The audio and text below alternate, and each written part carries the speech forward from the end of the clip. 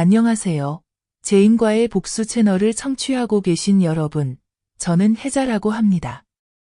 72살이고 전주의 작은 시골 마을에 살고 있습니다. 평생 큰 바람 없이 그저 자식들이 건강하고 가족이 평안하기만을 바랐습니다. 그런데 제가 인생에서 가장 행복할 거라 생각했던 바로 그날, 칠순 잔칫날이 오히려 가장 고통스러운 이정표가 되어 한 번도 상상하지 못했던 어두운 나날의 시작이 되었습니다. 저는 동혁이라는 38살 아들과 보경이라는 며느리와 함께 살고 있습니다. 집에는 3사람뿐이라 평온할 줄 알았는데 뜻밖에도 저는 무자비하게 짓밟히는 조연에 불과한 연극 속 인물처럼 느껴졌습니다. 그날 동혁이가 말했습니다. 엄마, 칠순 축하해요. 우리 조금이라도 잔치해요. 친구들 몇 명 부를게요. 엄마는 그냥 우리한테 맡기세요. 그 말을 듣고 저는 정말 기뻤습니다. 설마 아직도 저를 생각해 주다니요. 평생 허리 굽혀 키우고 공부시키고 결혼까지 시켰는데 이제 늙어서 제 생일을 기억해 주는 것만으로도 고마웠습니다. 그날 아침 저는 일찍 일어나 보라색 한복을 입었습니다. 특별한 날만 입으려고 아껴둔 옷입니다. 머리도 닦고 향수도 살짝 뿌렸습니다. 다리가 약하고 눈도 침침하지만 오늘만큼은 예쁘고 싶었습니다. 스스로 말했습니다. 이런 날이 앞으로 얼마나 남았겠어. 그런데 모든 것이 어긋나기 시작한 건 제가 부엌에 내려갔을 때 며느리가 냄비를 내던지며 얼굴을 잔뜩 찌푸리고 있는 걸 본 순간이었습니다. 저는 조심스럽게 물었습니다. 무슨 일 있니? 보경이는 돌연히 돌아서더니 딱딱하고 차가운 목소리로 말했습니다. 제발 끼어들지 마세요. 오늘도 이미 충분히 피곤해요. 저는 얼어붙었습니다. 소리를 질러서가 아니라 이런 일이 처음이 아니었기 때문입니다. 하지만 이번은 달랐습니다. 제 칠순 잔칫날이었으니까요. 저는 한쪽 구석에 앉아 아무 말도 하지 못했습니다. 손님들이 하나둘 도착하고 웃음소리가 울려 퍼졌습니다. 동혁도 도착해 흰 셔츠를 입고 술을 들고 인사했습니다. 저는 억지로 웃으며 목에 걸린 울음을 삼켰습니다. 식탁이 차려지고 저는 상머리에 앉게 되었습니다. 동혁이 술을 따라주며 잔을 들어 올리려 했습니다. 아직 잔을 들기도 전에 보경이가 벌떡 일어나 손바닥으로 식탁을 내리쳤습니다. 어머니, 입 좀 다물 수 없어요? 옛날 가난했던 얘기 좀 그만하세요. 누가 듣고 싶다고. 저는 얼떨떨했습니다. 저는 그저 예전에 엄마가 이삭 주워서 동혁이 키웠다는 말만 했을 뿐인데 며느리는 난리를 쳤습니다. 손님들은 모두 얼어붙었습니다. 방 안은 쥐죽은 듯 조용해졌고 동혁은 멈춰서서 사람들을 힐끗 바라보다가 조용히 돌아섰습니다. 저는 아무런 반응도 할 틈 없이 보경이가 다가와 제 머리채를 잡아당겼습니다. 맞습니다. 잔치상 한가운데서 손님들 앞에서 제 머리카락을 잡아당기며 이를 갈듯 말했습니다. 늙었으면 부끄러운 줄 알아야지. 저는 의자에 주저앉았습니다. 눈이 흐릿해졌지만 손님들이 웅성거리는 소리가 또렷하게 들렸고 이윽고 한 사람씩 조용히 자리를 떴습니다. 칠순 잔치는 지옥으로 변했습니다. 저는 울지도 않았습니다. 그저 떨렸습니다. 손이 덜덜 떨리고 가슴이 죄어드는 것 같았습니다. 저는 그 자리에 앉아 식은 밥상과 부딪히지 못한 술잔, 얼굴을 가린 머리카락만 바라봤습니다. 아무도 아무 말도 하지 않았습니다. 그날 밤 저는 방에 누워 문을 꼭 닫았습니다. 부엌에서는 여전히 그릇 소리가 들렸고 동혁은 집에 오지 않았으며 전화도 꺼져 있었습니다. 보경도 아무 말 없고 사과조차 없었습니다. 마치 아침에 있었던 일이 전혀 없었던 것처럼요. 저는 잠도 오지 않아 천장을 바라보며 스스로에게 말했습니다. 혜자야, 내가 칠순날 머리채를 잡혔다. 손님들 앞에서, 아들 앞에서. 이 집에서 내가 뭐란 말이냐. 저는 더 이상 화도 슬픔도 남지 않았습니다. 오직 한 가지 감정만 남았습니다. 이제 뭔가 해야 할 때가 왔다. 명예를 지키기 위해서가 아니라 그들이 뿌린 것을 그대로 돌려주기 위해서. 하지만 소리치거나 손을 쓰는 게 아니라 머리로, 시간으로, 그리고 때를 기다릴 것이다. 그날 밤, 저는 10년 만에 일기에 첫 줄을 썼습니다. 칠순날, 머리채를 잡혔다. 하지만 내일부터는 그 여자가 남편을 잃기 시작하는 날이다. 다음 날, 저는 평소처럼 일찍 일어났지만 수십 년간 해온 대로 밥을 짓거나 청소를 하려던 게 아니었습니다.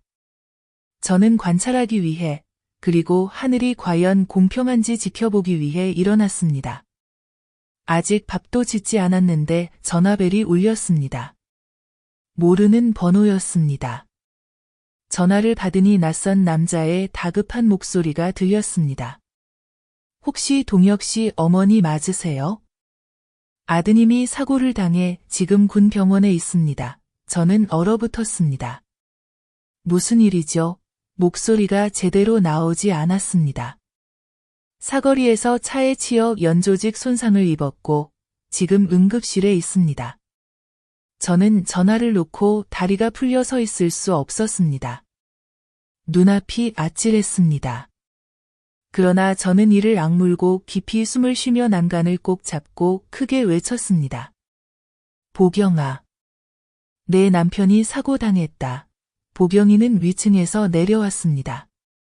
머리는 헝클어지고 세수도 안 한 얼굴로 게으른 목소리로 말했습니다. 누가 사고 당했어요? 동혁이, 지금 병원에 있어. 보경이는 잠시 멈칫하더니 입맛을 다시며 말했습니다. 엄마가 알아서 해요. 나 아직 아침도 못 먹었어요. 저는 목이 메었습니다. 남편이 사고를 당했다는데 저런 태도라니? 저는 더 이상 아무 말도 하지 않고 조용히 가방을 들어 길로 나가 오토바이 택시를 타고 병원으로 갔습니다. 동혁이는 눈을 꼭 감고 머리에 붕대를 감고 다리에 깁스를 한 채 창백한 얼굴로 누워 있었습니다. 저는 달려가 아들의 손을 꼭 잡고 눈물이 손등에 떨어졌습니다. 저는 흐느끼지도 소리치지도 않았습니다. 그저 손을 꼭 잡고 속삭였습니다. 아들아, 엄마를 버리지 마라. 의사는 몇 주만 쉬면 괜찮을 거라고 했습니다. 저는 안도의 한숨을 쉬었지만 주위는 고요했습니다. 보경이는 보이지 않았고 며느리의 안부 인사도 없었습니다. 제가 전화를 하자 엄마가 거기 계시잖아요. 내가 왜 가요? 라는 대답만 돌아왔습니다. 저는 이를 악물었습니다. 하루, 이틀, 사흘. 일주일 내내 보경이는 병원에 오지 않았습니다. 동혁이가 깨어나 주위를 둘러보았지만 저만 있을 뿐이었습니다. 보경이는 어디 있어? 엄마? 라고 물었습니다. 저는 씁쓸하게 웃었습니다. 엄마도 알고 싶다. 그때 동혁이의 눈빛이 달라지는 것이 보였습니다. 의심의 빛, 잠깐의 후회가 스쳤습니다. 하지만 저는 재촉하지 않고 내가 쉬어야 해. 엄마가 다 알아서 할게 라고 부드럽게 말했습니다. 사흘 뒤 동혁이는 퇴원했습니다. 집에 오니 집은 마치 아내가 없었던 것처럼 적막했습니다. 밥도 없고 문을 기다리는 사람도 없었습니다. 늙은 제가 부엌에서 채소를 다듬으며 외면받은 아들을 기다릴 뿐이었습니다. 그날 밤 저는 방에서 동혁이의 목소리를 들었습니다. 전화 소리가 작게 들렸고 보경이의 목소리가 흘러나왔습니다. 나 바빠. 더 이상 전화하지 마. 제가 다가가서 따뜻한 우유 한 잔을 책상에 놓고 조용히 말했다. 상처 중에는 엄마가 싸매줄 수 있는 것도 있지만 스스로 치유해야 하는 상처도 있어. 아이는 대답하지 않았다. 하지만 나는 그 마음이 파도치기 시작했음을 알았다. 다음 날 나는 시장에 채소를 사러 갔다가 바로 옆집 이웃 순복 씨를 만났다. 그녀가 내 팔을 잡아 끌며 낮은 목소리로 말했다. 어젯밤에 보경이가 낯선 남자를 집에 데려왔어. 내가 직접 봤어. 보경이가 동혁이가 병원에 있는 걸 몰라? 나는 놀라지 않았다. 단지 물었다. 그 사람이 누군지 알아요? 순복 씨는 주위를 살피고는 속삭였다. 듣자 하니 자기 상사래. 둘이 오래 사귄 것 같더라고. 나는 손을 꽉 쥐어 하얗게 질렸다. 울지도 떨지도 않았다. 오직 머릿속에 떠오른 한마디. 내가 내 머리채를 잡았지. 이제 나는 내 집 전체를 무너뜨릴 거야. 그날 밤 나는 밥을 하지 않았다. 방에 앉아 예전에 큰 회사에서 경비로 일하다가 지금은 은퇴한 옛 친구 문식에게 전화를 걸었다. 문식아, 엄마가 누굴 좀 따라다녀줄 사람이 필요해. 할 수 있겠니? 문식이 웃으며 말했다. 큰일 하려고? 나는 단호하게 말했다. 크게 해야 효과가 있지. 사흘 뒤 문식이 카카오톡으로 문자를 보냈다. 이거 봐. 나는 사진을 열었다. 보경이었다. 한 남자와 손을 잡고 호텔에서 나오며 환하게 웃고 있었다. 사진 한 장 한 장이 내 마음에 칼을 꽂는 것 같았다. 하지만 나는 무너지지 않았다. 조용히 모든 사진을 휴대폰에 저장했다. 그날 밤 나는 잠들지 못했다. 창가에 앉아 밤하늘을 바라보며 낡은 열쇠 뭉치를 손에 쥐었다. 예전엔 남편이 바람 피워서 울었었다. 이제는 내 자식이 똑같이 당하는 걸 보니 100배는 더 아팠다. 하지만 나는 서두르지 않았다. 아직 때가 아님을 알았다. 결정적인 순간에 치명타를 날려야 한다. 그리고 첫 번째 타격은 바로 이 집에서 시작할 것이다. 다음 날 아침, 나는 일찍 일어나 아직 몸이 아픈 동혁을 위해 닭죽을 끓였다. 아이는 멍한 눈으로 밥을 먹으며 가끔 문 쪽을 힐끗거렸다. 나는 그 아이가 보경을 기다리고 있음을 알았다. 하지만 나는 아니었다. 나는 조용히 말했다. 밥 먹어. 엄마는 잠깐 밖에 다녀올 일이 있어.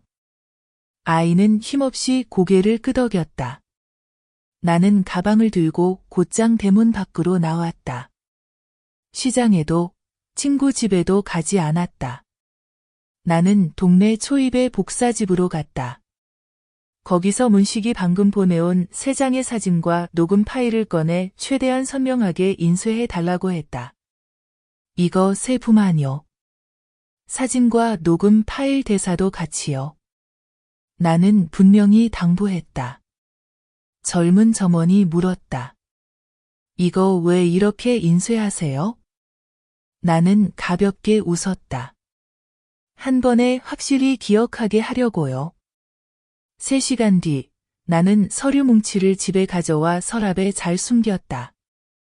그날 오후 나는 일부러 아픈 척하며 동혁에게 보경에게 전화해 나를 병원에 데려다 달라고 하라고 시켰다. 동혁은 망설였지만 결국 전화했다. 보경은 차갑게 말했다. 바빠. 동혁은 핸드폰을 바라볼 뿐 더 말하지 않았다. 나는 천천히 말했다. 엄마가 혼자 다녀올게. 하지만 사실 나는 병원에 가지 않았다. 나는 보경의 회사로 갔다. 왜냐고? 보경 같은 사람은 체면을 잃는 걸 가장 두려워하기 때문이다. 남편도 자식도 필요 없다.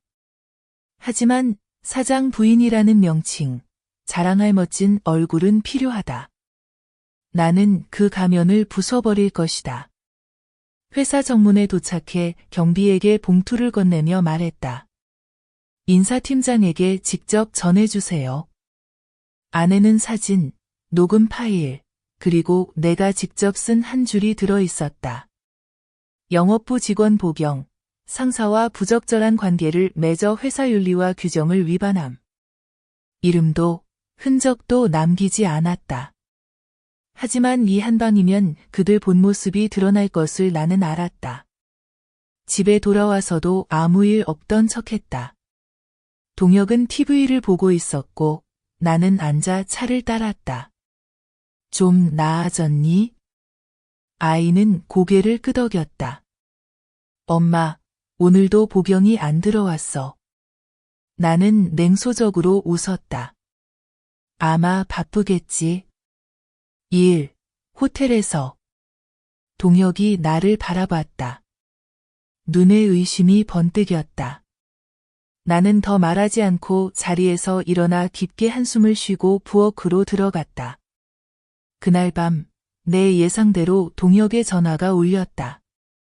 아이는 전화를 받아 2분도 안 되어 얼굴이 하얗게 질렸다. 나는 똑똑히 보았다.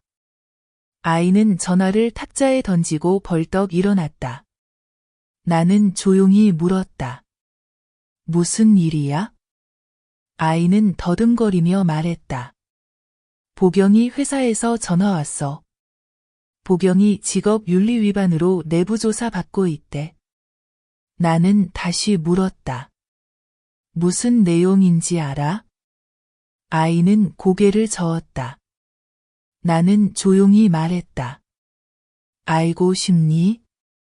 아이는 오랫동안 나를 바라보다가 천천히 고개를 끄덕였다. 나는 방으로 가서 서랍에서 봉투 하나를 꺼내 테이블 위에 올려놓았다. 더 말하지도, 설명하지도, 평가하지도 않았다. 동혁은 봉투를 열었다. 처음엔 놀란 얼굴이 분노로, 그리고 떨림과 무너짐으로 변했다. 아이는 머리를 책상에 파묻고 두 손으로 머리를 감싸며 온몸을 떨었다. 나는 껴안지도 위로하지도 않았다. 그저 가만히 서 있었다. 잠시 후 아이가 고개를 들었다. 눈이 벌겋게 충혈되어 있었다. 엄마, 언제부터 알고 있었어? 내가 내 머리채를 내 앞에서 잡던 그날부터. 아이는 눈을 감았다. 미안해요. 나는 고개를 끄덕였다. 엄마는 너를 용서한다. 하지만 그 애는 절대 용서하지 않는다. 동혁은 아무 말도 하지 않았다. 그저 일어나 방으로 들어갔다. 문이 닫히고 집안은 쥐죽은 듯 고요해졌다. 다음 날 아침, 나는 차를 마시며 사진 몇 장을 다시 뒤적였다. 나는 기다렸다. 그리고 내 예상대로 오전도 되기 전에 초인종이 울렸다. 복영이 서 있었다. 창백한 얼굴, 금방이라도 올 것 같은 눈. 나는 문을 열며 차갑게 말했다. 잘 돌아왔네.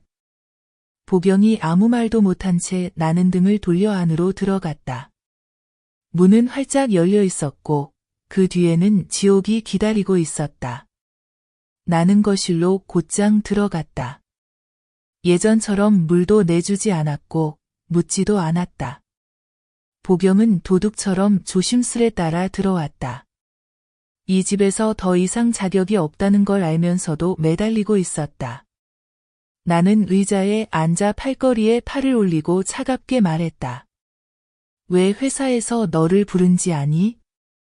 복영은 창백해진 얼굴로 아무 대답도 하지 않았다. 나는 단어 하나하나를 또박또박 내리쳤다. 누가 너를 상사와 부적절한 관계를 맺어 회사 명예를 실추시켰다고 고발장을 냈기 때문이지. 복영이 더듬거리며 말했다. 아니에요. 엄마가 오해하신 거예요. 나는 탁자를 세게 내려쳐 찻잔이 기울어졌다. 아직도 잡았대? 나한테 사진도 있고 녹음도 있어.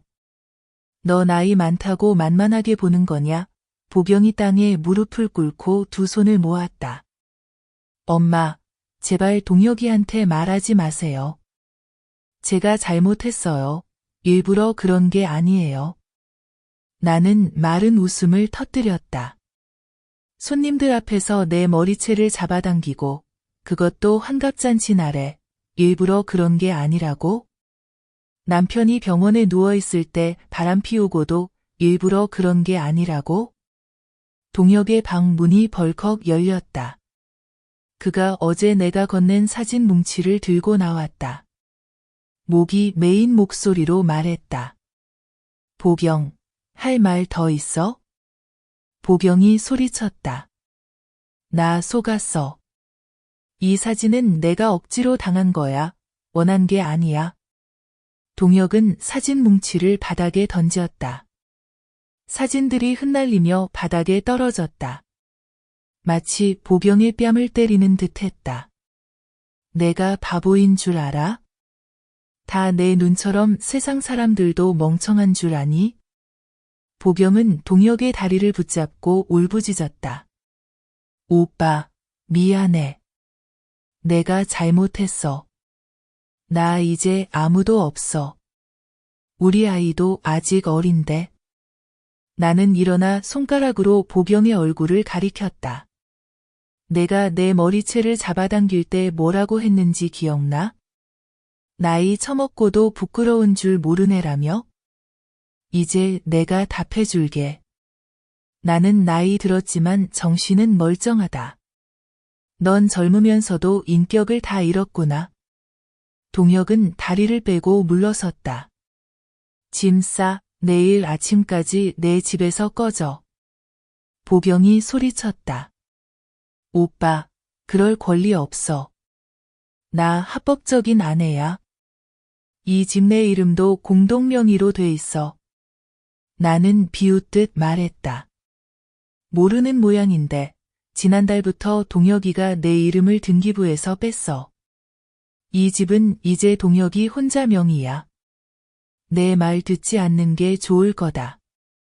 보경의 얼굴이 굳어졌다. 아무 말도 못했다. 자기는 아직도 기댈 곳이 있다고 생각했는데 모든 게 이미 준비돼 있다는 걸 몰랐다. 그날 밤 동혁은 아무 말도 하지 않았다. 방 문을 잠그고 나에게 한마디만 남겼다. 엄마, 내일부터 다시 출근할게요. 남은 일은 엄마가 좀 도와주세요. 나는 고개를 끄덕였다. 걱정 마라. 모든 게 시작됐으니 이젠 계속하면 된다. 다음 날 아침 나는 일찍 일어났다. 집안은 기이할 정도로 고요했다. 마당으로 나가니 보경의 여행 가방이 대문 앞에 덩그러니 놓여 있었다. 배웅하는 사람도 울음소리도 없었다. 오직 그녀의 슬리퍼 소리만이 차가운 타일 바닥에 퍼졌다. 보경은 마지막으로 나를 돌아봤다.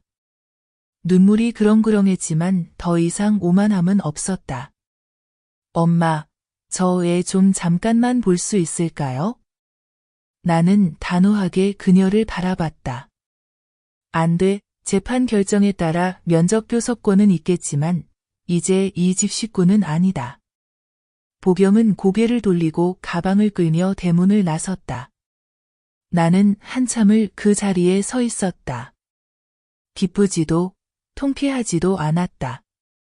그저 허전함만이 남았다. 나는 집으로 들어가 아침 일찍 차린 밥상을 바라봤다. 동혁이 먹을 밥 한 그릇, 내 밥 한 그릇, 그리고 시호를 위한 아주 작은 밥그릇 하나. 겨우 5살밖에 안 된 아이지만 어른들이 말하지 않는 것을 일찍부터 알아버렸다. 나는 식탁에 앉았다. 손이 약간 떨렸지만 마음만은 그 어느 때보다도 또렷했다. 내 복수에는 피가 없다. 오직 공평함만이 있을 뿐이다. 그리고 공평함이란 모든 디테일까지 분명해야 한다. 보경이 떠난 그날 아침부터 우리 집은 이상하리만치 조용했다. 슬리퍼 소리도, 싸구려 향수와 화장품 냄새도 사라졌다. 시우는 구석에서 그림을 그렸다. 가끔 고개를 들어 물었다. 할머니, 엄마는 어디 갔어요? 나는 목이 메어 고개를 돌리고 얼버무렸다. 엄마는 멀리 일하러 갔단다. 아이는 고개를 끄덕이고 다시 그림을 그렸다. 세 사람이 있는 집, 가운데는 아이, 양옆에는 어른 둘.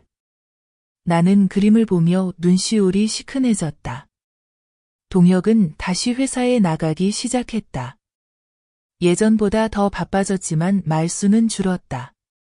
저녁이면 조용히 집안일을 하고 아이와 놀아주었다. 더 이상 게으르지 않았다.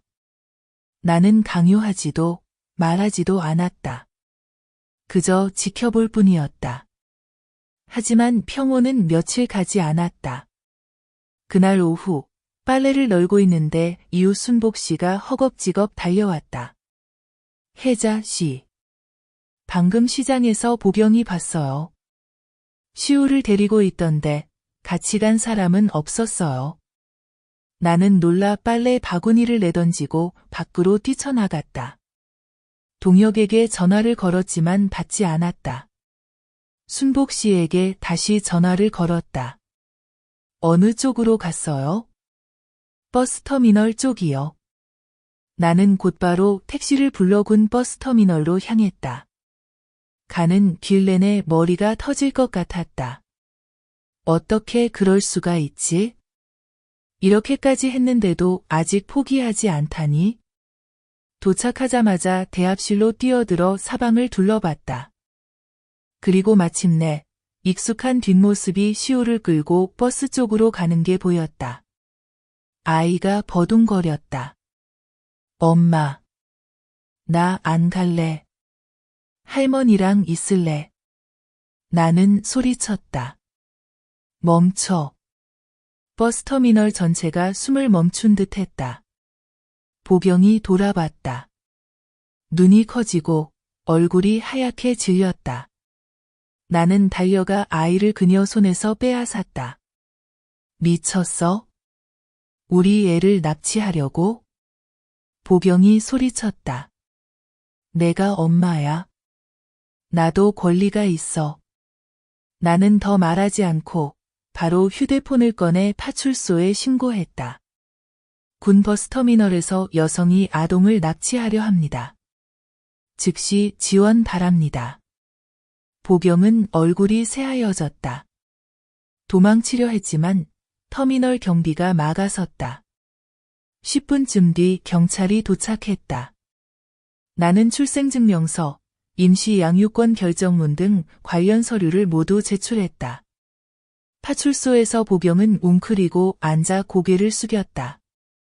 경찰이 진술을 받는 동안 나는 시우를 안고 달랬다. 아이는 몸을 떨었지만 눈에는 눈물이 없었다. 하지만 나는 그 마음이 이미 겁에 질렸다는 걸 알았다. 내가 연락하자 동혁이 파출소로 뛰어왔다. 아들을 보자마자 꼭 껴안았다. 그리고 보경을 더 이상 동정 없는 눈빛으로 바라봤다. 오늘부터 내 아이 근처에도 얼씬거리면 끝까지 고소할 거다. 보경이 오열했다. 나 그냥 아이 보고 싶었어. 나는 다가가 냉정하게 말했다. 내가 아이를 보고 싶은 게 아니야. 이기고 싶은 거지. 하지만 분명히 해둘게. 이제 너는 질 수밖에 없어. 보경은 경고 조치가 내려졌고 내 요청으로 법원은 긴급 결정을 내렸다. 6개월간 시우와의 접촉 금지.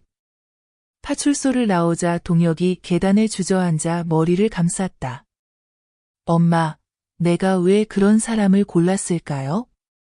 나는 옆에 앉아 아들의 어깨를 가볍게 감쌌다. 내가 엄마 말을 안 믿었으니까. 하지만 이제 더는 탓하지 않을게. 엄마가 너도 우리 손주도 지켜줄 거야. 그날 밤 나는 소박하지만 정성스러운 저녁상을 차렸다. 동혁은 내게 차 한 잔을 따라주며 말했다. 엄마, 미안해요. 모든 것에 감사해요. 나는 아들과 잔을 부딪혔다. 아직 끝난 게 아니다. 이제 시작일 뿐이야.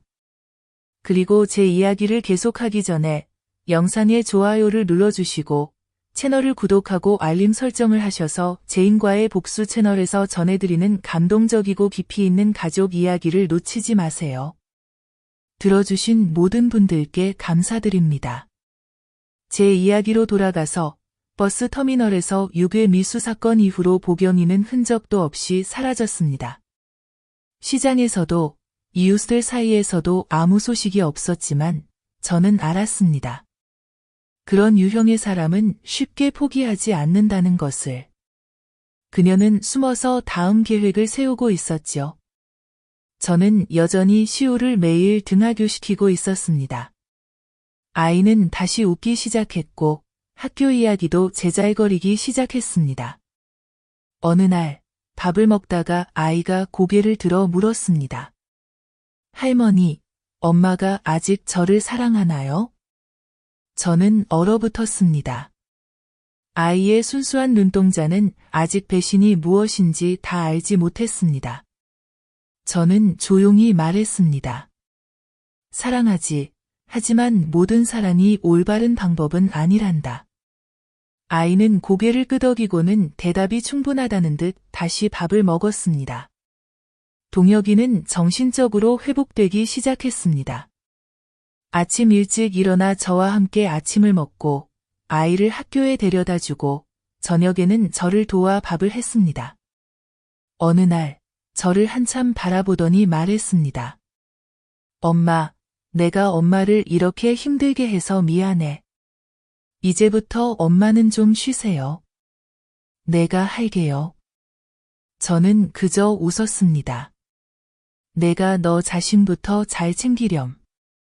내가 평온해질 때, 그때 엄마도 진짜 쉴 수 있단다. 일주일 후, 제가 화초에 물을 주고 있는데 순복 언니가 또 장난기 가득한 얼굴로 달려왔습니다. 혜자 언니. 좋은 소식 있어. 살짝 얘기할게. 제가 눈썹을 치켜올리며 말했습니다. 또 보경이 얘기야? 언니가 고개를 끄덕였습니다. 남자친구한테 차였대. 그 남자 부인이 알게 돼서 난리가 났대. 지금 그 남자도 부인을 버렸지만 보경이를 데려갈 용기는 없대. 직장도 잃고 망신도 당하고 지금은 설거지 아르바이트를 한다더라. 저는 웃지도 기뻐하지도 않았습니다. 그저 공허함만 느꼈습니다. 그날 오후 시장에 생선을 사러 갔습니다. 물건을 고르는데 누군가 부르는 소리가 들렸습니다. 혜자 엄마. 돌아보니 보경이었습니다. 수척한 얼굴, 헝클어진 머리, 2살쯤 되어 보이는 여자아이를 안고 있었습니다. 저를 바라보는 눈이 붉게 충혈되어 있었습니다. 엄마, 저 잘못했어요. 잠깐만 아이 좀 보게 해주세요. 저는 그녀의 품에 안긴 아이를 바라봤습니다. 동혁이의 아이가 아니었습니다. 제 눈에 불이 일었습니다. 누구 아이야? 차갑게 물었습니다. 고개를 숙이고 대답하지 않았습니다. 저는 알았습니다.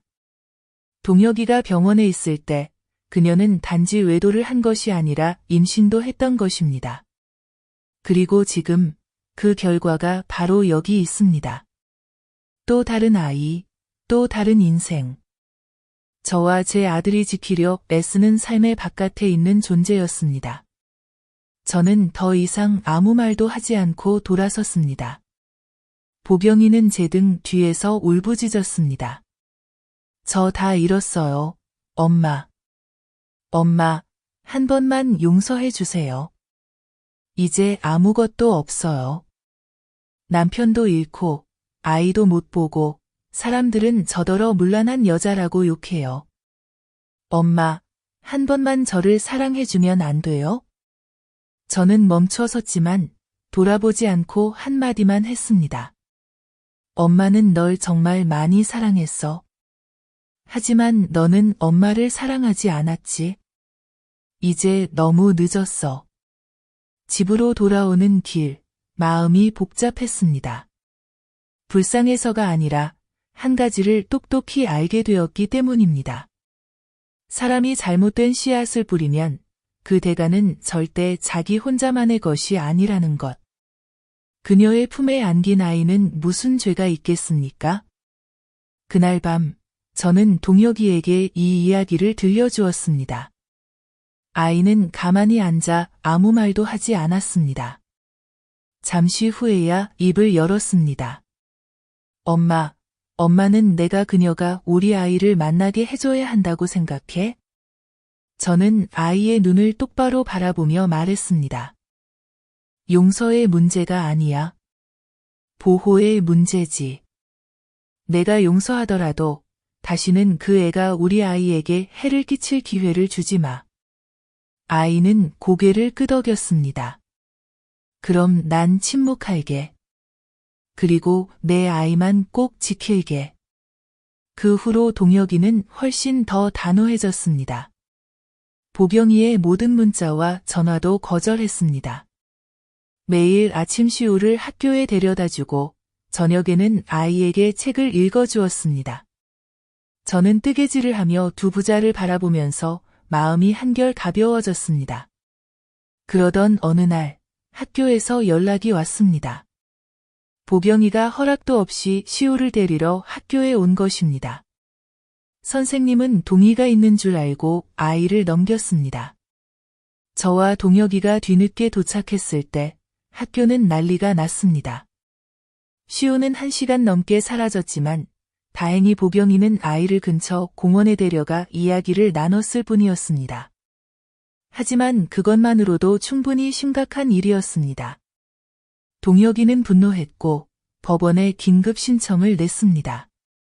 이번에는 보경이가 6개월간 어떤 형태로든 아이에게 접근할 수 없게 공식적으로 금지되었습니다.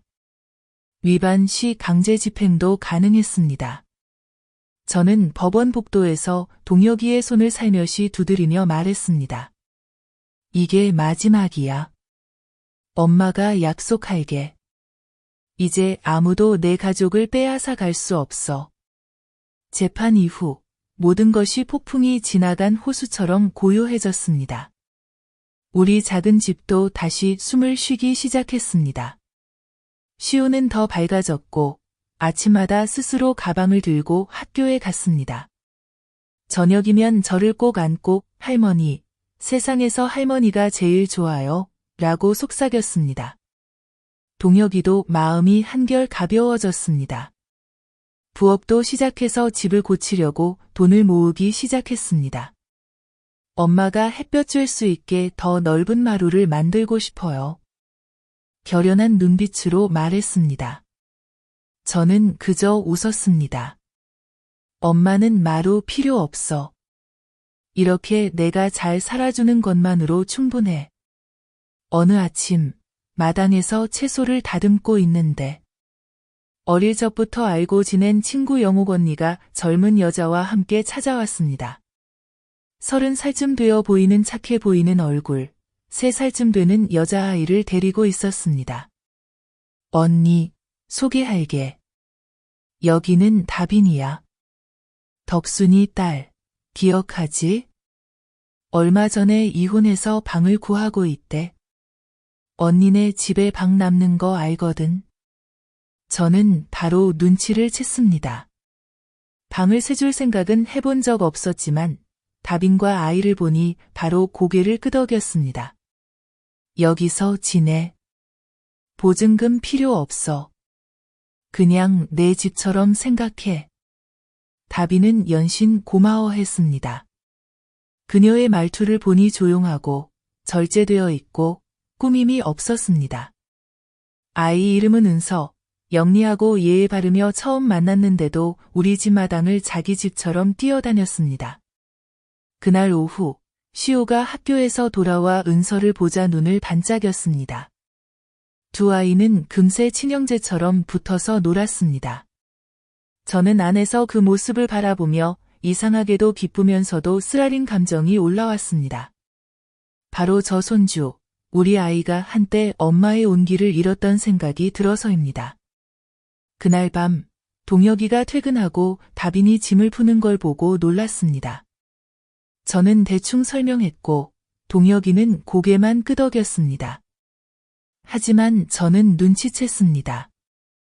동혁이가 다빈을 바라보는 눈빛이 예전처럼 차갑지 않다는 것을. 그 후로 저는 일부러 뒤로 물러나 동혁이와 다빈이 대화할 기회를 주었습니다. 제가 기회를 만들었어요.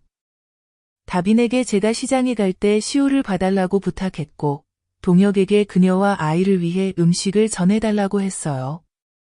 또 주말에는 두 아이를 공원에 데려가 놀게 했죠. 처음엔 동혁이 거절했고, 두 번째엔 망설였어요. 세 번째엔 저는 한마디만 했어요. 넌 계속 살아갈 권리가 있어. 아니면 옛 상처에 계속 머물며 살 수도 있어. 그러자 동혁은 갔어요. 그날, 동혁은 은서와 시우, 그리고 다빈과 함께 공원에 갔어요. 집에 돌아오니 동혁이 웃고 있었어요. 진심 어린 미소, 오랜 무너짐 끝에 처음 보는 웃음이었죠. 엄마, 나 즐거워. 근데 무서워, 동혁이 말했어요. 저는 옆에 앉아 손을 잡고 말했죠. 내가 아직 잊지 못해서 두려운 거야? 하지만 잊을 필요 없어. 그냥 앞으로 나아가면 돼. 일주일 후, 다빈이 온 가족을 저녁 식사에 초대했어요. 단순하지만 따뜻한 식사였어요. 동혁은 자발적으로 설거지를 도왔고, 시우는 은서에게 그림을 그려줬어요. 저는 3명의 어른과 두 아이를 바라보며 깨달았어요. 만약 행복이란 완전한 가족이라면 어쩌면 이게 가족일 수도 있겠다고요. 식사 후, 다빈이 저를 마당으로 데리고 나가 조용히 말했어요. 저는 가진 게 없어요. 하지만 만약 나중에 시우를 친자식처럼 돌볼 수 있다면 저에게 한 번만 기회를 주실 수 있나요? 저는 한참을 그녀를 바라보다 어깨에 손을 얹고 말했어요. 내 아이를 돌봐줄 사람은 필요 없어. 내 아이를 진심으로 사랑해줄 사람만 필요해. 그녀가 고개를 끄덕였고 저는 그녀의 눈이 붉어진 것을 봤어요. 그날 밤 잠자리에 들었을 때 동혁의 목소리가 방 너머로 들렸어요. 엄마, 나 이제 준비된 것 같아. 저는 대답하지 않고 가만히 누워 미소만 지었어요. 머릿속에는 단 한 문장만 맴돌았죠. 복수는 아직 끝나지 않아도 돼. 하지만 삶은 계속되어야 해. 저는 모든 것이 점차 제자리를 찾아가고 있다고 생각했어요. 동혁은 더 자주 웃었고 시우는 더 편하게 잠들었어요. 다빈은 점점 가족처럼 가까워졌죠. 저는 생각하기 시작했어요. 아마도 폭풍이 지난 후 이게 평화의 첫 아침일지도 모른다고요. 그러던 어느 날 오후 제가 막말린 생선을 걷고 있는데 초인종이 울렸어요. 문을 열었더니 보경이었어요. 지난번과는 완전히 달라진 모습이었죠. 단정하게 자른 머리, 낡은 흰 셔츠, 손에는 빛바랜 천 가방. 얼굴에는 더 이상 거칠음이 없었지만 눈빛은 저를 소름 돋게 했어요. 저, 아이 보러 왔어요. 그녀가 아주 담담하게 말했어요. 저는 문 앞을 막아서며 말했죠. 법원에서 내 아이에게 접근하지 말라고 판결했어. 그녀는 고개를 끄덕이며 다투지 않았어요. 알아요. 안 들어갈게요. 그냥 여기서 멀리서 잠깐만 볼게요. 저는 그녀의 눈을 똑바로 바라보며 경계했어요. 하지만 저도 잘 알고 있었어요. 제가 소리치거나 경찰을 부르면 그녀는 그걸 핑계 삼을 거라는 거려. 그녀는 불쌍한 엄마 역할을 하고 있었어요. 저는 문을 닫고 더 말하지 않았어요. 하지만 그때부터 계속 경계의 눈길을 거두지 않았죠. 그리고 경험에서 오는 예감대로 다음 날 그녀가 다시 왔어요. 그리고 그 다음 날도 또 그 다음 날도. 사흘 연속 시우가 학교에서 돌아오는 시간에 맞춰 그녀가 대문 앞에 나타났어요. 소리치지도 울지도 부르지도 않고 그냥 서서 바라보기만 했어요. 저는 동혁에게 말했어요. 동혁은 화가 나서 경찰을 부르려 했지만 제가 말렸어요. 아직 아니야.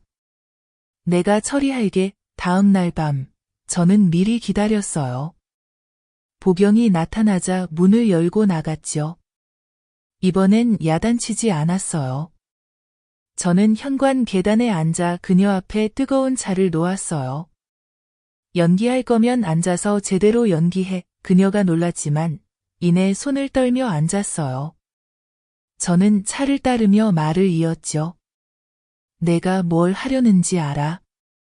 여기 자주 나타나면 이웃들이 불쌍하다고 여기기 시작하겠지. 그러다 시어머니에게 금지당했다. 억울하게 남편에게 버림받았다는 이야기를 하게 되겠지. 흔한 시나리오야. 그녀는 고개를 숙였어요. 그런 뜻 아니었어요. 저는 계단을 쿵 치며 단호하게 말했어요. 더 이상 나를 엄마라고 부르지 마. 내가 내 머리채를 잡고 늙은이라고 불렀던 그날, 모든 인연은 끝났어. 보경은 고개를 들고 목이 메인 목소리로 말했어요. 제가 잘못했어요. 전부 잃었어요. 상사도 저를 버렸고, 딸은 계속 아프고, 돈도 없고, 임시 거처에 살고 있어요. 지금은 아들 한 번만 만나고 싶어요. 저는 주머니에서 서류 뭉치를 꺼냈어요. 사회보장 지원 신청서, 그녀 딸의 진료기록, 전 직장 해고 사유가 적힌 서류. 내가 아무것도 모를 것 같아? 내가 가는 길, 다 알고 있어. 그리고 기억해, 나는 쉽게 마음 약해지는 사람이 아니야. 진짜 얼굴을 봤으니까 보경은 울음을 터뜨렸지만 아무도 더는 동정하지 않았어요.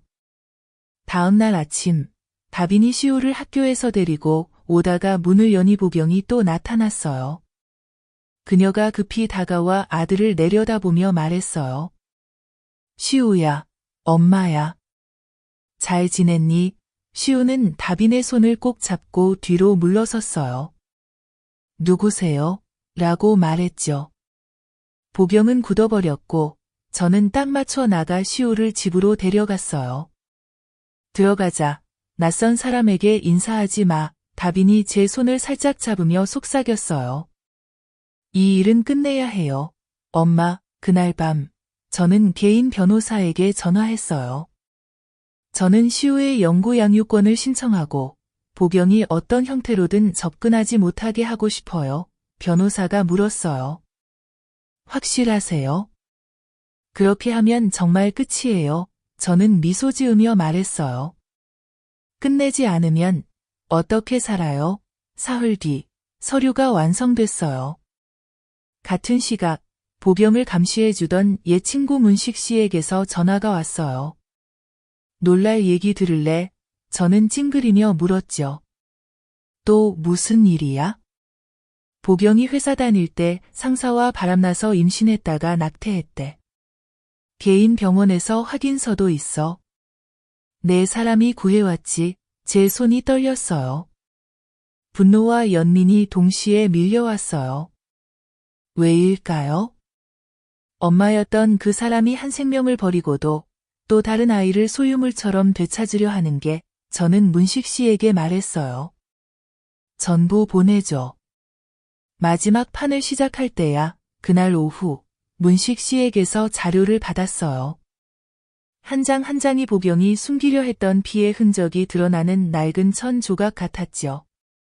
임신 진단서, 임신 중절 확인서, 모두 이름과 날짜, 의사 서명이 있었어요. 저는 슬프지 않았어요. 오직 분노만 느꼈어요. 그녀가 낙태한 사실 때문이 아니라 한 번도 후회하지 않았고 엄마이면서 자식을 물건처럼 여겼을 때 어떤 대가가 따르는지 생각조차 해본 적 없다는 사실 때문이었어요. 그날 밤 나는 책상에 앉아 모든 서류를 펼쳐 분류하고 하나하나 정리했다. 마치 마지막 일격을 준비하듯 조심스러웠다. 단 한 번, 그리고 영원히. 다음 날 아침, 나는 단정하게 옷을 입고 서류철을 들고 변호사 사무실로 갔다. 혼자 가지 않았다. 동혁을 데리고 갔다. 그가 물었다. 엄마, 왜 이렇게 격식 차리세요? 나는 간단히 답했다.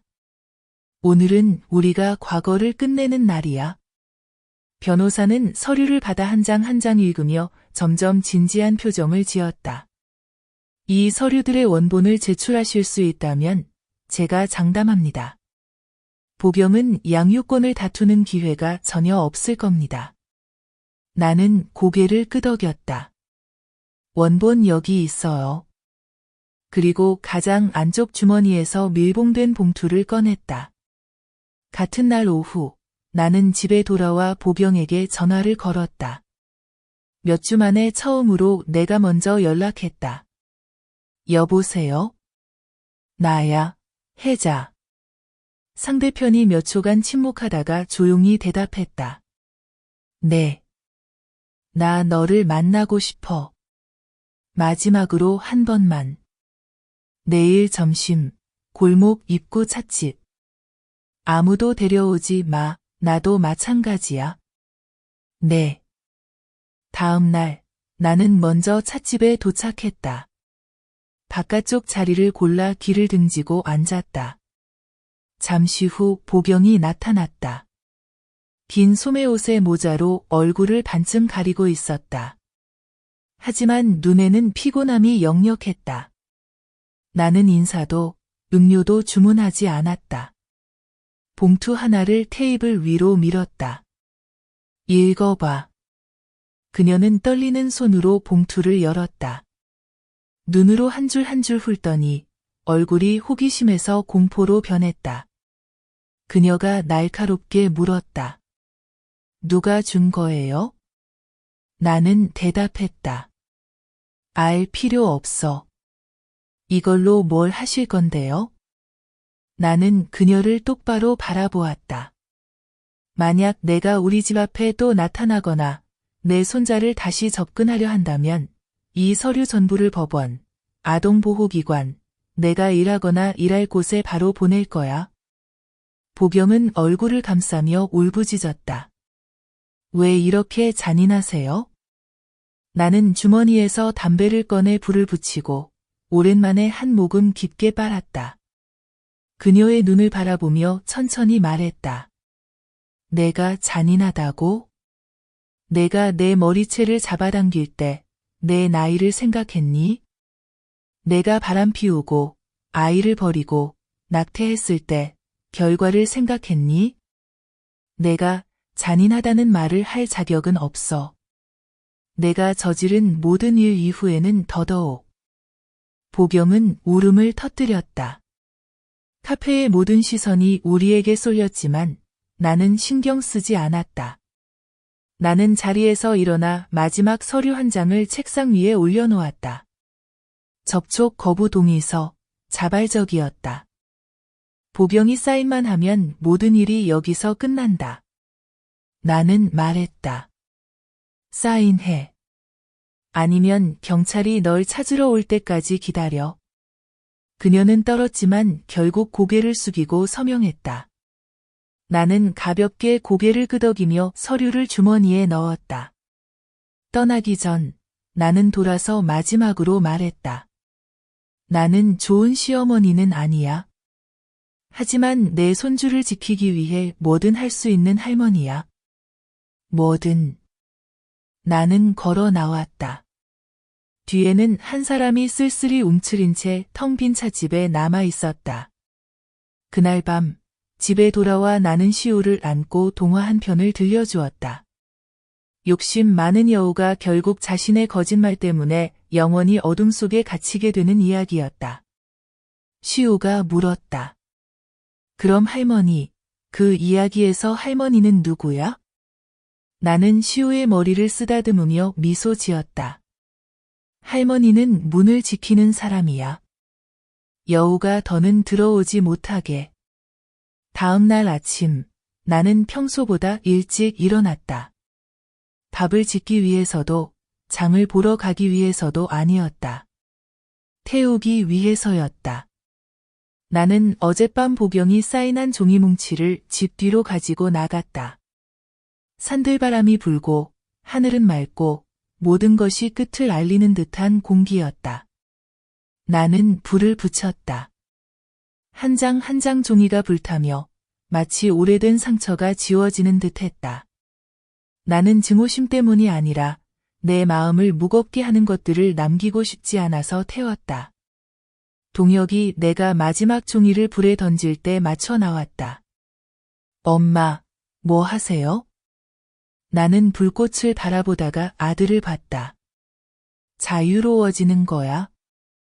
그리고 너도. 그는 내 옆에 앉았다. 엄마, 이렇게까지 될 줄은 몰랐어요. 하지만 이제는 알아요. 엄마가 없었다면 난 다 잃었을 거예요. 나는 그를 바라보며 쓰라림과 자부심이 동시에 밀려왔다. 넌 침묵하면 잃는 거야.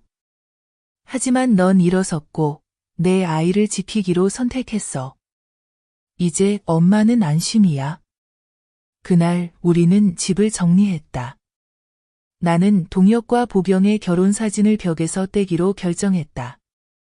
대신 시우가 직접 그린 그림을 걸었다. 세 사람이 있는 집, 시우, 동혁, 그리고 나. 오후에 다빈이 일찍 귀가해 작은 선물 상자를 가져왔다. 새로운 바바옷 한 벌을 선물하며 말했다. 엄마가 맨날 헌 옷만 입으셔서 새 옷은 못 사드렸어요. 나는 웃으며 말했다. 엄마가 제일 소중하게 여기는 옷은 내가 착하게 사는 거야. 다빈은 쑥스러워했다. 동혁이 부엌에서 말했다. 엄마, 그만 놀리세요. 그런데 오늘 저녁은 뭐 먹어요? 나는 두 아이를 바라보며 말했다. 축하해야지. 뭘 축하해요, 엄마? 나는 눈썹을 치켜 올렸다. 이 집의 배신자가 더는 없어진걸. 세 사람 모두 웃음을 터뜨렸다. 그 웃음소리는 집안 구석구석, 오래된 상처까지 스며들었다. 그날 밤 정리를 마치고 동혁이 내 옆에 앉아 조용히 차를 따랐다. 한참 후 그가 말했다. 엄마, 저랑 다빈이에게 한 번만 기회를 주세요. 나는 놀라지 않았다. 진심이니? 네, 그녀와 있으면 마음이 편해요. 시우에게 늘 다정한 것도 고맙고요. 나는 고개를 끄덕였다. 그럼 결혼해. 하지만 이번엔 엄마가 잔치상 차려주진 않는다. 동혁이 웃으며 고개를 숙였다. 나는 그의 어깨를 두드렸다. 내가 바르게 살면 어디서 결혼하든 엄마는 기뻐. 사흘 뒤 우리는 집마당에서 작은 결혼식을 열었다. 화려한 예식장도 시끄러운 스피커도 없었다. 친한 친구 몇 명, 이웃들, 그리고 소박한 밥상만 있었다. 다빈은 흰색 한복을, 동혁은 흰 셔츠를 입고 손을 꼭 잡았다. 시우는 꽃을 들고 여기저기 뛰어다녔다. 나는 새 바바옷을 입고 마당 한가운데 앉아 다빈의 친딸 은서를 안고 웃음이 멈추지 않았다. 모두가 건배할 때 나는 일어나 한마디 했다. 나는 나이 들면 끝만 기다린다고 생각했어요. 그런데 오늘 알았어요. 늙는다고 희망이 끝나는 게 아니란 걸 마음만 있으면 다시 시작할 수 있어요. 그리고 만약 누군가 묻는다면 나는 말할 것이다. 나는 복수를 이룬 할머니라고 가족을 되찾는 것으로 복수했다. 모두가 박수를 쳤지만 내가 가장 잘 아는 사람은 바로 나 자신이다. 그날 작은 결혼식 이후 우리 집은 진짜로 새로운 시기에 들어섰다. 모든 것이 단순하고 이상할 만큼 평온했다. 보경의 그림자는 더 이상 없었다. 더 이상 울고불고 다투거나 마당에서 소리치는 일도 없었다. 대신 두 아이의 웃음소리, 사랑하는 가족이 모인 식사 시간이 있었다. 나는 다시 집 뒤 작은 정원에 채소를 심기 시작했다. 몇 줄의 배추, 부추 몇 포기, 빨간 토마토 몇 화분. 아침마다 물을 주러 나가면 다빈이 은서에게 책 읽기를 가르치고 동혁은 시우의 손톱을 잘라주고 있다. 풍경이 마치 꿈에서 나온 듯했다. 한때는 절대 닿을 수 없을 거라 생각했던 꿈, 하지만 인생은 누구에게도 너무 오랫동안 평온을 허락하지 않는다. 어느 무더운 점심, 내가 부엌에 앉아 있을 때 갑자기 전화가 울렸다. 낯선 여자의 목소리였다. 혜자 씨, 혹시 보경 씨의 법적 보증인 맞으세요? 나는 깜짝 놀라, 아니요. 저는 전 시어머니입니다. 지금은 아무 관련도 없습니다. 라고 했다. 상대방은 잠시 침묵하다 한숨을 쉬며 말했다. 알려드리려고요. 오늘 아침에 편의점에서 절도 혐의로 임시 구금됐어요. 나는 그대로 얼어붙었다. 더 이상 화가 나지 않았다. 남은 것은 차가운 실망뿐이었다. 그날 밤 나는 동혁에게 이 이야기를 했다. 그는 한참을 조용히 앉아 있다가 말했다. 엄마, 내가 데려와야 할까? 나는 아들을 바라보며 되물었다. 구하고 싶은 거야? 아니면 남들이 뭐라 할까봐 두려워서야? 동혁은 주먹을 꽉 쥐고 바닥만 바라봤다. 그래도 시우 엄마니까. 나는 가볍게 고개를 끄덕였다. 그렇다면 엄마는 막지 않겠다. 하지만 단 한 번뿐이다. 사람을 구하는 건 좋은 일이지만 다시는 내가 끌려 들어가지 않게 해라. 다음 날 아침, 동혁은 나갔다. 점심때 돌아온 그의 얼굴은 피곤했지만 목소리는 단호했다. 보증 끝냈어요. 그리고 법원에 시우 면접권 재심사 신청도 냈어요. 더 이상 시우가 상처받게 하고 싶지 않아요. 나는 고개를 끄덕였다. 다빈은 조용히 밥을 차리며 아무 말도 묻지 않았다. 나는 그녀가 동혁을 바라보는 눈빛에서 특별한 신뢰를 느꼈다. 그날 오후, 보경이 다시 집대문 앞에 나타났다. 하지만 이번엔 울지도 아이를 달라고 하지도 않았다. 그저 고개를 숙이고 한마디 했다. 저, 사과드려야 할 것 같아요. 나는 오랫동안 그녀를 바라보다가 말했다. 한마디가 아니라 평생을 사과해야 해. 그녀는 씁쓸하게 웃었다. 알아요. 나는 등을 돌려 집으로 들어갔다. 대문은 잠그지 않았다. 하지만 나는 그녀가 더 이상 들어올 용기가 없다는 걸 알았다. 그날 밤 나는 현관에 앉아 잠든 은서를 품에 안았다. 시우는 내 다리에 머리를 기대고 앉았다. 나는 하늘을 올려다보니 몇 개의 별이 반짝였다. 동혁이 다가와 뜨거운 차 한 잔을 건네며 옆에 앉았다. 그는 물었다. 엄마는 보경 같은 사람이 변할 수 있다고 생각해? 나는 고개를 저었다. 중요하지 않아. 중요한 건 우리가 그 사람들처럼 변하지 않는 거야. 그냥 바르게 살아. 진짜 소중한 사람은 결국 남게 돼. 동혁은 고개를 끄덕였다. 나는 그의 눈이 촉촉해진 것을 봤다.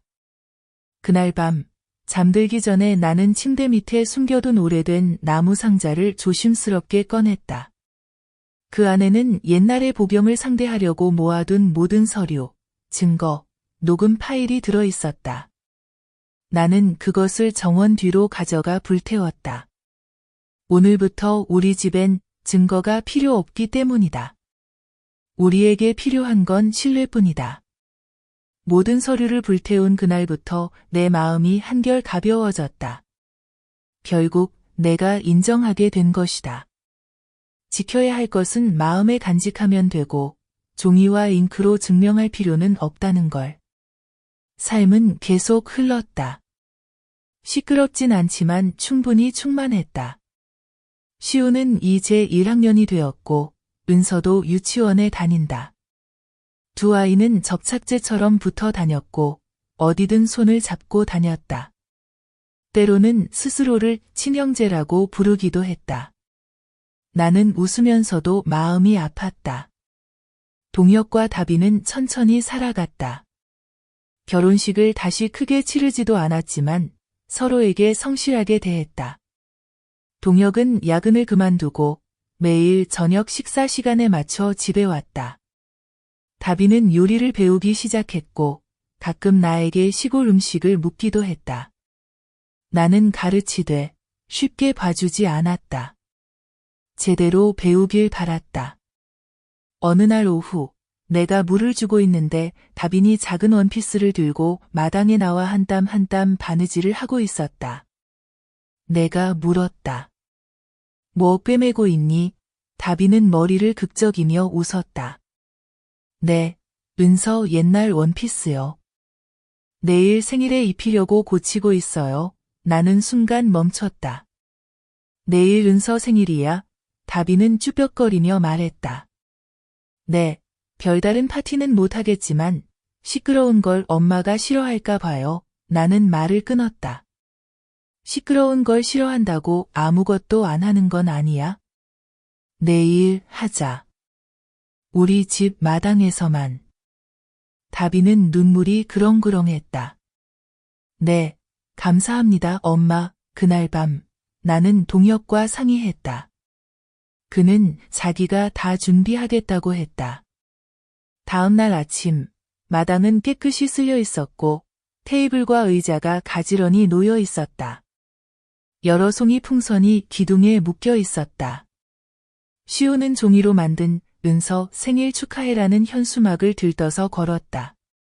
은서는 고쳐 입은 원피스를 입고 마당을 뛰어다니며 해맑게 웃었다. 나는 부엌에서 바라보며 마음이 그 어느 때보다 따뜻했다. 10명이 넘는 이웃들이 왔다.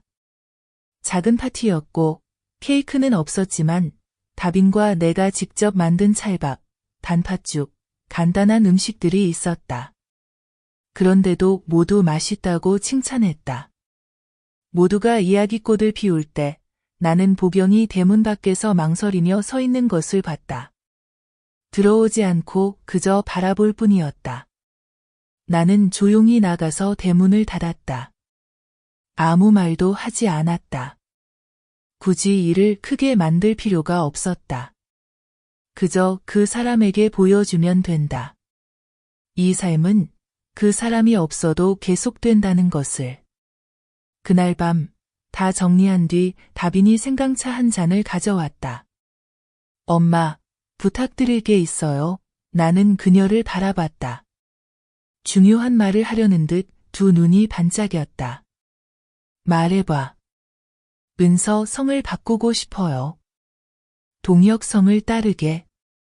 만약 엄마랑 오빠가 동의해 주신다면요. 나는 침묵했다. 뜨거운 차를 바라봤다. 그 일이 쉽지 않다는 걸 나는 알고 있었다. 동혁은 한 번도 그 이야기를 꺼낸 적이 없었다. 하지만 저도 알아요. 정은 피 속에 있는 게 아니라 사람들이 서로 어떻게 살아가는지에 달려 있다는 거요. 동혁에게 물어봤어? 다빈이 살짝 고개를 끄덕였어요. 그가 말하길 엄마가 고개를 끄덕이면 바로 하겠대. 제가 천천히 말했죠. 엄마가 결정할 권리는 없어. 하지만 조건이 하나 있어. 다빈이 긴장해서 말했어요. 네. 이제부터 은서 생일마다 내가 은서가 먹고 싶은 음식을 고르게 해. 어떤 음식이든. 그리고 정말 맛있게 만들어줘야 해. 다빈이 웃으면서 울었어요. 약속할게요. 3일 뒤 서류에 사인이 되었고 은서는 공식적으로 동혁의 성을 갖게 되었어요. 그날 밤 동혁은 은서를 품에 안고 동화를 읽어주었고 다빈은 옆에서 과일을 깎았어요. 저는 좀 떨어져서 뜨개질을 하며 앉아 있었지만 가족의 웃음소리, 이야기, 숨소리 하나하나가 또렷이 들렸어요. 수년간의 풍파 끝에 처음으로 진짜 내 집이 생겼다고 느꼈어요. 그날 아침, 저는 마당에서 채소를 다듬고 있는데 누군가 편지를 가져왔어요. 은행 편지도 광고지도 아닌 손글씨로 쓴 보병에 익숙한 글씨체의 손편지였어요. 잠시 망설이다가 편지를 열었어요. 안에는 짧은 한 장의 종이만이 있었습니다. 저는 이 도시를 떠나겠습니다. 더 이상 이곳에 남을 얼굴이 없어요. 끝까지 몰아붙이지 않아주셔서 감사합니다. 제가 당신과 당신 아들을 아프게 했는데도 다시 시작할 수 있도록 살려주셔서 감사해요. 용서를 구하지는 않아요. 다만 언젠가 시호가 자기 엄마에 대해 묻거든 너무 심하게 말하지 말아주세요. 제가 잘못했어요. 하지만 제 아이를 미워하진 않아요. 조금이라도 인간적인 마음이 남아있다면 그 점만은 기억해 주세요. 저는 편지를 접어서 한숨도 쉬지 않고 눈물도 흘리지 않았어요. 편지를 서랍맨 아래 중요하지는 않지만 버릴 수 없는 것들을 넣어두는 그곳에 넣었어요. 점심때 동혁에게 이야기를 해줬어요. 그는 잠시 말이 없더니 한숨을 쉬었어요. 아마 그게 최선일 거야. 저도 고개를 끄덕였어요. 양쪽 모두에게 좋은 일이겠지.